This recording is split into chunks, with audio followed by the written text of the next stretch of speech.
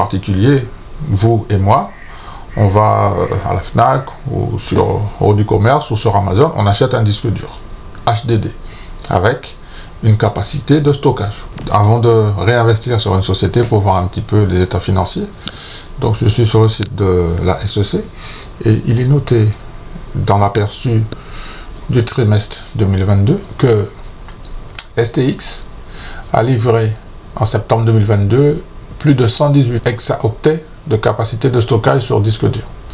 La société a généré 2 milliards de dollars de revenus avec une marge brute de 24%. STX a racheté, ça c'est super pour moi, ça c'est super important, quand j'entends que STX a racheté environ 5 millions d'actions ordinaires pour un montant de 400 millions de dollars. STX Seagate, c'est une société qui a plus de 40 ans d'expérience dans le secteur de la technologie, plus particulièrement dans les stockages. Alors, je vais vous expliquer pourquoi je vais investir sur la société STX.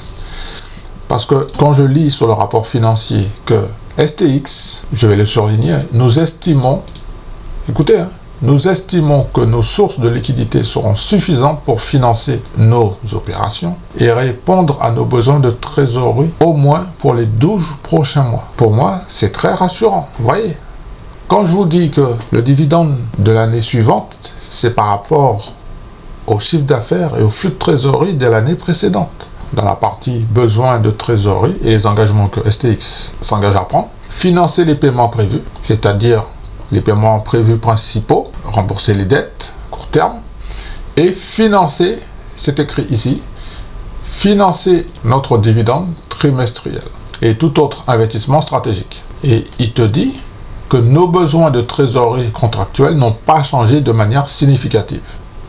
Alors quand je vois ça, je peux te dire mon pote que lundi, je vais renforcer ma position. Donc c'est une société qui te permet de stocker des données soit sur des disques durs, comme par exemple ici. Donc, alors STX propose un service de stockage sur le cloud.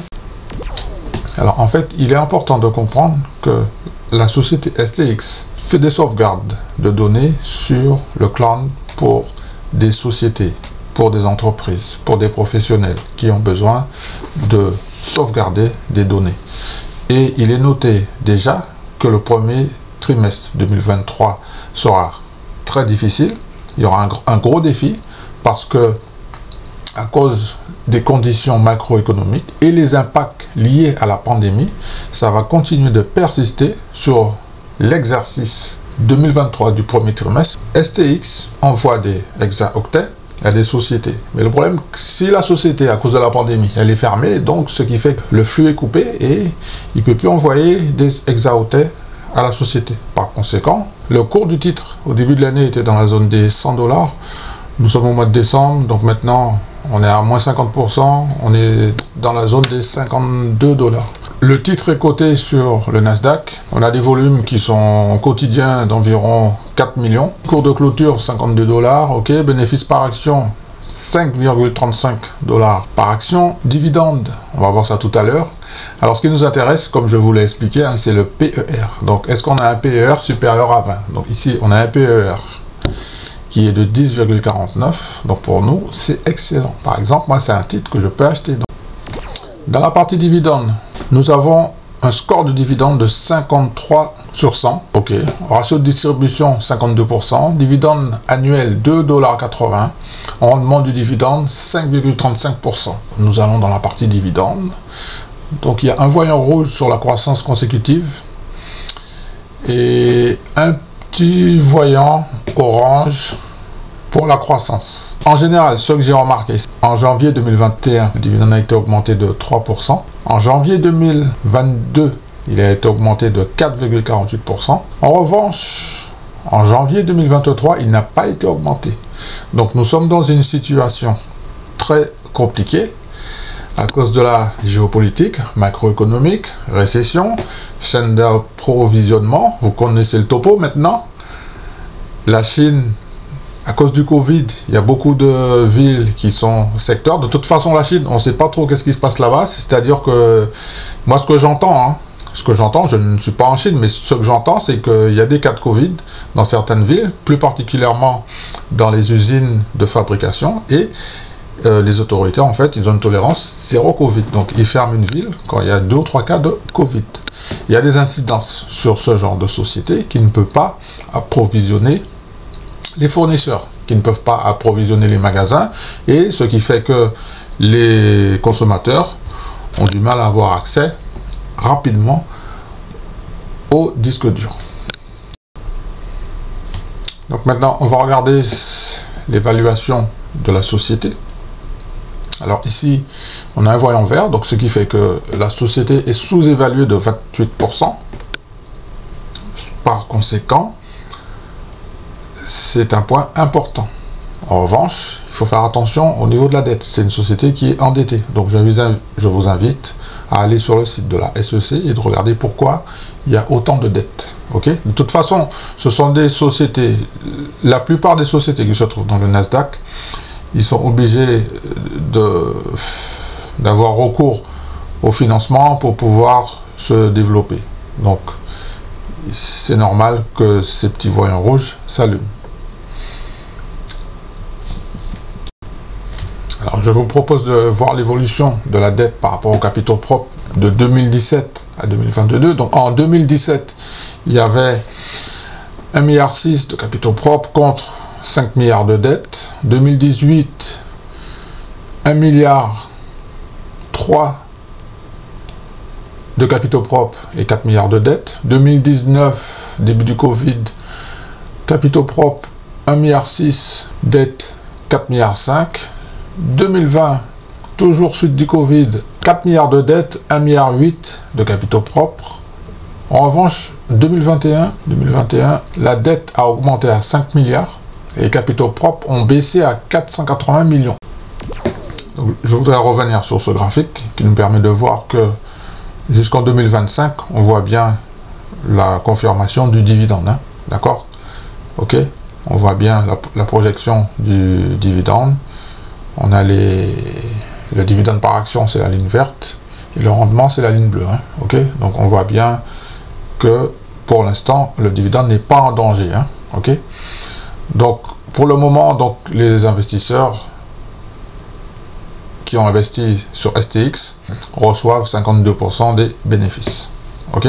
Sous forme de dividende. C'est un point que je voudrais rappeler. On a un score de dividende qui est de 6 sur 6. Le dividende est notable, le dividende est élevé, le dividende est stable, le dividende est croissant. Il y a une bonne couverture des revenus et une bonne couverture des flux de trésorerie. Alors pour les investisseurs qui sont intéressés, donc notez les dates. On a un ex-date le 20 décembre et une date de paiement le 5 janvier. Entre les deux, donc il y a 16 jours. Donc je vous confirme que je suis déjà en position sur cette société. Quand je commence à rentrer en affaire avec une société, je le fais en 2 ou 3 fois en fait. Parce que j'ai un certain montant que je divise en 2 ou en 3, tu vois. Donc je rentre pas en une fois sur une société. Je vais renforcer cette position pour la deuxième fois, bien évidemment avant le ex-date. Alors vous savez, les gens qui n'ont pas lu le rapport financier ne savent pas qu'il est déjà prévu de réduire de 8% les effectifs mondiaux de la société STX, ce qui nous donne un chiffre environ de 3000 employés. C'est marqué ici. Le plan d'octobre 2022 comprend la réduction de nos effectifs mondiaux d'environ 3000 employés, soit 8% de l'effectif mondial, ainsi que d'autres mesures de réduction des coûts. Donc, quand la mauvaise nouvelle va tomber sur les médias et puis que ça va faire du bruit et puis que ça va partir dans tous les sens, moi je vais être rassuré parce que j'avais déjà l'information, parce que je suis actionnaire de la société et que je lis le rapport financier. Pour comprendre un petit peu le défi de la société STX par rapport à la macroéconomique, un petit peu plus bas, il est noté les conditions économiques et les défis que la société STX doit faire face. Plus particulièrement à cause du ralentissement macroéconomique mondial, il y a aussi un problème de pénurie concernant la chaîne d'approvisionnement pour les composants électroniques des HDD, c'est-à-dire des disques durs. Et plus particulièrement, comme je vous l'ai dit tout à l'heure, à cause du ralentissement économique en Chine, à cause des mesures gouvernementales, c'est bien ce que j'avais dit, hein, mesures gouvernementales de confinement liées à la pandémie. Il y a un impact négatif des pressions inflationnistes plus élevées sur le marché ici. Regardez, pression inflationniste plus élevée sur le marché de consommation.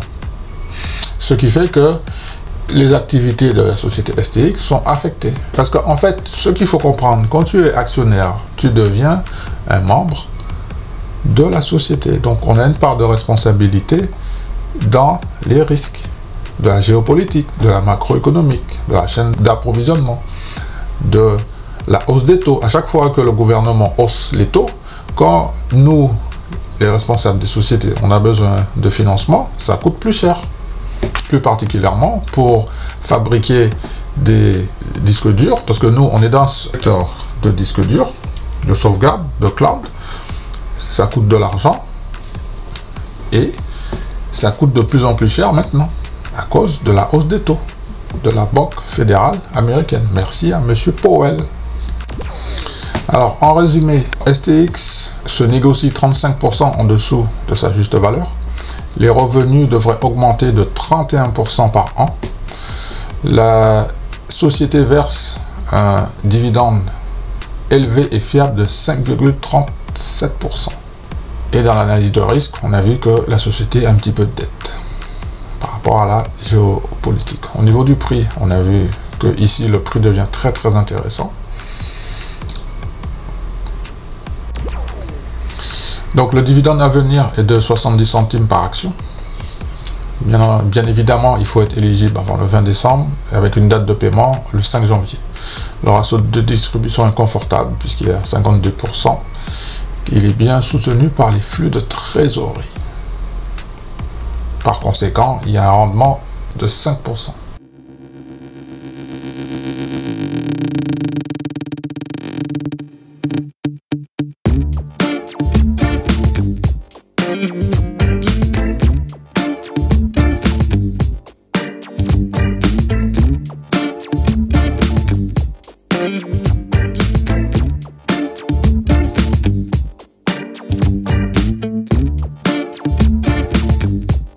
Mm-hmm.